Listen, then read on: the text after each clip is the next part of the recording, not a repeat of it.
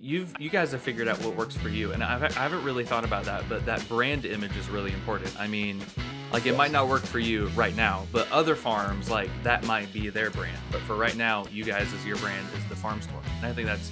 I mean, you're not Exactly. spreading yourself too thin, which I mean, you're already busy, so that's a really smart way about going about it. Yeah, and again, like when you talk about brand, right? Brand management, image, um, and I'm not in any way throwing stones here, but like the hay rides, apple cider donuts, corn maze, pumpkin patch, kind of farm stand.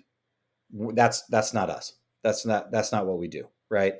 This is a high end grocery store and beautiful produce shop in the Hudson Valley. This is a place people come to buy stuff for their barbecues and for their kitchens. Um, and we could integrate certain components of that, but our brand again isn't a um, seasonal hayride farm, right? Hmm. It's a little bit more of a year round staple for people to get their food. Yeah, I like that. I mean, I interviewed a guy from Dutch Hollow Farms in California 2 weeks ago, and their brand is like they have a pumpkin patch. They have you pick flower cuts you can do a couple times a year. They have events, Yep. but that's their brand. Like they don't have a huge farm Yeah. store. And I mean, yeah, like a lot of people think that if you have a farm, you need to do all the agritourism. Like have a farm store, have hay rides, have everything. But I mean, you can only do so much. So it's about finding what works for you, and then like really, really sticking with it because that's clearly working out for you guys. Yeah, and it's not a straight line. I think people Hmm. don't understand that you need to. Again, I talked earlier about letting the market determine what we do, and we know what we're good at. We're playing to our strengths, but as the farm store has grown, we've been pulling back from other things and putting our energy into the farm store because that's obviously what's working for us, right? Hmm. Um, you could say that if the opposite had been true and the farm store wasn't taking off, and say it was the CSA or the restaurant sales or some other thing was growing exponentially, we would have leaned into that instead. But our skill sets blended well with the way the market was pushing us in this case. And so, if our main goal actually is to stop spreading ourselves so thin, we'd actually like to see us pull back even further from Mm. other distractions. If we could grow squash, winter squash, and potatoes for wholesale, and then have all of the rest of our sales be through the store, we'd be pretty happy with that as an end goal. Nice. There you go. I mean, do you think y'all can get to that like sometime soon, or like what steps do you think you guys have to get to that?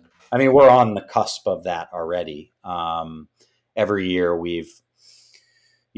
last year we continued to go to the farmers market, but we changed our wholesale model where we only started selling wholesale in the fall, kind of Hmm. right at Labor Day weekend. We started selling crops, which worked well for what we did anyway. That's kind of on brand for us because of what we grow. But we said, all right, we're not gonna chase those summer dollars. We're gonna let those go. Focus on the store, and we'll start wholesaling in the fall once crops really start rolling. That worked well. This year we're doing that same thing, but we dropped out of the farmers market so that we could put more energy and more crops towards the farm store. That's Mm. gone really well. So what the plan is next year, we're still a little bit too busy to figure You'll that figure it out out. eventually.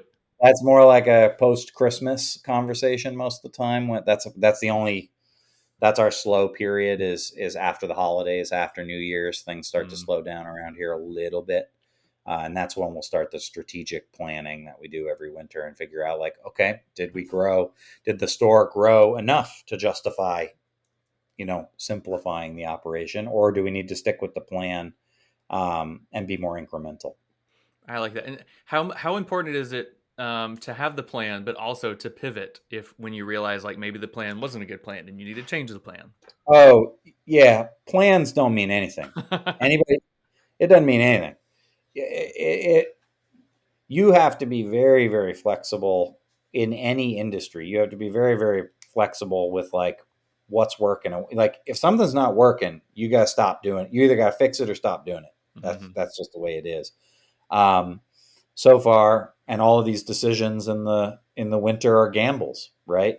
You say, okay, we think the store's gross sales are going to grow by 15% next year. Okay, so what does that look like? What's the profit margin on that? Does that justify dropping one of these other markets to simplify our management and improve the chances of hitting that 15% or bettering it? Mm-hmm. And you make that move. If we had dropped out of this farm, so far, this plan to drop out of this farmer's market, which was a fairly large market for us. I mean, a 5 tent full box truck, six Dang. person, Okay. it was a big thing. Um, we walked away from a lot of money there. And so far, that's worked out because we're really good at, we sit around and we really, we beat the numbers so hard. We're all so sick of these meetings by the time we finish them and make a decision. We're all ready to go because you really have to dig through the details and really prove your plan on the numbers side to yourself. Have somebody who's willing to ask those hard questions about, like, yes, I understand the plan, but what if it doesn't work, right? How do you justify walking away from sales? So um, it's a it's an important thing to have a good plan. I don't think anybody should not make a plan Yeah. because it gives you a roadmap. But if it's not working, you have to you cannot be emotional about those plans or about those desires, which can be very, very hard. Don't get me wrong. I've gotten emotional. I get emotional about all kinds of things in this business, but um, ultimately, your feelings on the subject only matter so much as do you want to do it, right? Mm-hmm. Because you don't want to be. Nobody wants to have a job they don't like, right? So, but that doesn't mean if you're the only way to make your farm function is to run a farm that you don't like, that doesn't mean that might mean that you can't have a farm, Yeah. right? Sure. In that area that you have to walk away. It doesn't mean that you can make that business become something that works for you, because ultimately the market and your customers are going to determine what's going to, and that's your region, your soils, your physical location. Do you lease or own? All those factors come together to determine what works for you. And if it's not making you happy, you need to stop. But that doesn't mean that there's a flaw, somewhere else.